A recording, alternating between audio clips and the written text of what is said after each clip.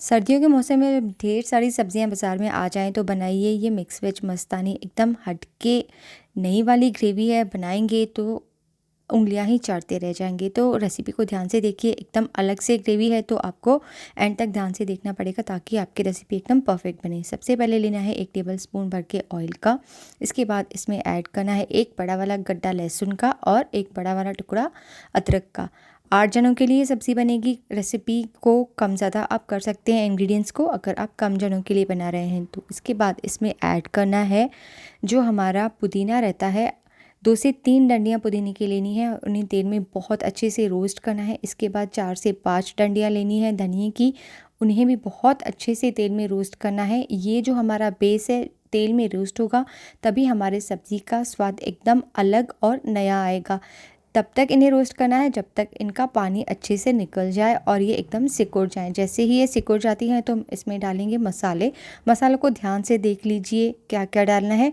तो 1 चम्मच भर के डालना है नारियल श्रेडेड। इसके बाद थोड़ा सा डालना है फेनल सीड्स यानी कि सौंफ। इसके बाद इसमें ऐड करने हैं 2 तेज़ पत्ते, एक सिनेमन का टुकड़ा, एक बड़ी इलायची, 8 से 10 काली मिर्च, थोड़ी सी लौंग, 4 या 5 लौंग ले लें। इसके बाद 2 छोटी इलायची और इसके बाद आधा स्टार एनिस। तो अब इन्हें बहुत अच्छे से रोस्ट करना है मध्यम आंच पर तब तक जब तक कि हमारा नारियल अच्छे से पिंक हो जाए। नारियल आप फ्रेश भी ले सकते हैं या तो फिर सूखा हुआ भी ले सकते हैं। इसे अच्छे से खींच लेना है। ध्यान रखिए कि आप जो नारियल का पाउडर मिलता है बुरादा वो ना यूज़ करें। सब्ज़ी ठीक ठाक बनती है या तो आप ताज़ा नारियल यूज़ करें या तो फिर आप सूखा वाला खीस के यूज़ करें। इसके बाद इसमें ऐड करना है 1 चम्मच सेसमी सीड्स का यानी कि तिल के सीड्स का। इन्हें बहुत अच्छे से रोस्ट करना है तब तक जब तक कि उछलना स्टार्ट हो जाए। इसी कढ़ाई में सारे मसाले को साइड में करके आप सेसमी सीड्स को अच्छे से रोस्ट कर सकते हैं। अब सारे जो मसाले हैं इन्हें निकाल के मिक्सी के बर्तन में चाहिए तो ज़रा सा पानी ऐड करके इनका पेस्ट बना लेना है। अब इस पेस्ट को साइड में रख देना है, इसे हम बाद में यूज़ करेंगे। तो चलिए अब हम ग्रेवी बनाना स्टार्ट करते हैं। जब भी आप ग्रेवी बनाते हैं तो ग्रेवी की सब्ज़ी बनाते हैं तो अगर आपको चाहिए कि वो अच्छे से बने, बिल्कुल रेस्टोरेंट जैसी बने, तो तेल अच्छे से यूज़ करें, कम नहीं यूज़ करें। कम यूज़ करेंगे तो ग्रेवी ठीक बनती है। इसमें डालना है तकरीबन 1 चम्मच भर के मक्खन और ज़रा सी हींग। अब जीरे का पाउडर डालना है आधा चम्मच भर के। इन सारी चीज़ों को बहुत अच्छे से मिक्स कर लेना है। अब इसमें मैं डालने वाली हूँ एक बारीक कटा हुआ प्याज, यानी एकदम इसे जितना हो सके फाइन कट करें क्योंकि ये हमारे ग्रेवी का बेस बनने वाला है। इसे अच्छे से रोस्ट करें तब तक जब तक कि ये ट्रांसपेरेंट हो जाए।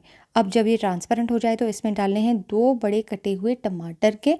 अगर आप चाहें तो टमाटर का प्यूरे भी यूज़ कर सकते हैं। आपको जो टमाटर को मैश करने का झंझट है, वो मेहनत है, वो बच जाएगी। अब इसके बाद इसमें ऐड करना है 2 चम्मच भर के रेड चिलीज़ का, आधा चम्मच भर के टर्मरिक पाउडर यानी कि हमारी हल्दी। अब इन्हें बहुत अच्छे से रोस्ट करना है। इसके पहले मैं 1 चम्मच भर के डाल रही हूँ गरम मसाला। अगर आप बहुत ज़्यादा तेज़ सब्ज़ी नहीं चाहते हैं तो गरम मसाले को स्किप कर सकते हैं क्योंकि हमने बेस में ऑलरेडी काफ़ी सारे गरम मसाले डाल के रखे हैं। तो अगर आप चाहते हैं कि आपकी सब्ज़ी बहुत ज़्यादा स्पाइसी नहीं बने तो गरम मसाले को स्किप कर दें। अब इसमें ज़रा सा पानी डालें ताकि हमारा टमाटर अच्छे से गल भी जाए और नीचे से जले भी नहीं।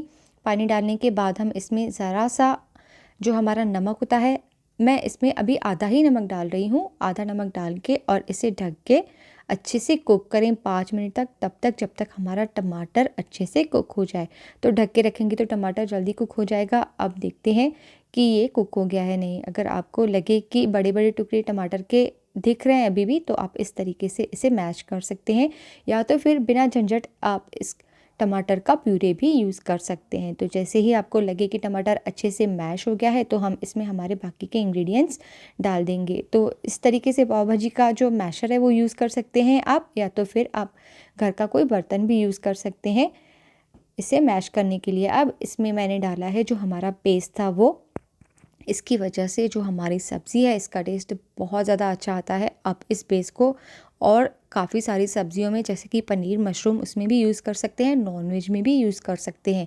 तो जो सब्जियां मैं इसमें डालने वाली हूँ वो मैंने कच्ची ही डाली हैं क्योंकि इसे मैं ज़रा सा क्रंची रखने वाली हूँ। सब्जियां जैसे जो भी आपके पास अवेलेबल हो, जैसे कि मैंने गाजर डाली है, कैप्सिकम डाला है, फ्रेंच बीन्स डाले हैं, मटर डाले हैं, आपके पास जो अवेलेबल हो वो आप ऐड कर सकते हैं। एक प्याज डालना नहीं भूलें, इससे जो सब्ज़ी है उसका लुक और टेस्ट बहुत ज़्यादा अच्छा आता है। तो मैं इसमें ज़रा सा श्रेडेड पनीर डाल रही हूँ, अगर आप चाहें तो पनीर के क्यूब्स भी ऐड कर सकते हैं। बेसिकली आपके पास जो भी सब्ज़ी अवेलेबल है और आपको जो पसंद है वो सब्ज़ी आप इसमें ऐड कर सकते हैं। अच्छे से स्टर कर लें। स्टर करने के बाद बहुत ज़्यादा काम नहीं रहता है, इसके बाद इसमें डालनी है शक्कर और नमक एडजस्ट कर लेना है थोड़ा सा। और एक इम्पॉर्टेंट चीज़ है जो मैं आपको लास्ट में बताने वाली हूँ, जो इस सब्ज़ी को बहुत ज़्यादा अच्छा टेस्ट देने वाला है, वो आप ध्यान से एंड तक देखते रहिए। तो इसमें ज़रा सा हम पानी डालेंगे और ढक के रख देंगे 5 मिनट के लिए, ताकि जो हमारे सारे मसाले हैं, तो इसके साथ ही साथ मैं ज़रा से कैश्यूज़ ऐड कर रही हूँ ताकि जो हमारी सब्ज़ी है और ज़्यादा रिच लगे, लेकिन ये ऑप्शनल है। ढक के रख दें ताकि जो हमारी सारी सब्ज़ियाँ हैं अच्छे से कुक हो जाएँ। तो चलिए देखते हैं कि हमारी सब्ज़ी कैसी बनी है। लास्ट में जो चीज़ मैं आपको बताने वाली थी वो थी टमाटर। एंड में डालें इसमें टमाटर कच्चे वाले। जो हमारे टमाटर हैं वो लुक तो अच्छा देते ही हैं, लेकिन सब्ज़ी का स्वाद भी बहुत ज़्यादा बढ़ा देते हैं। तो रेसिपी काम की लगे तो इसे लाइक करके और शेयर करके अपना प्यार जताना बिल्कुल नहीं भूलें। फिर मिलेंगे ऐसी एक नई रेसिपी के साथ, तब तक के लिए बाय, अपना ध्यान रखें।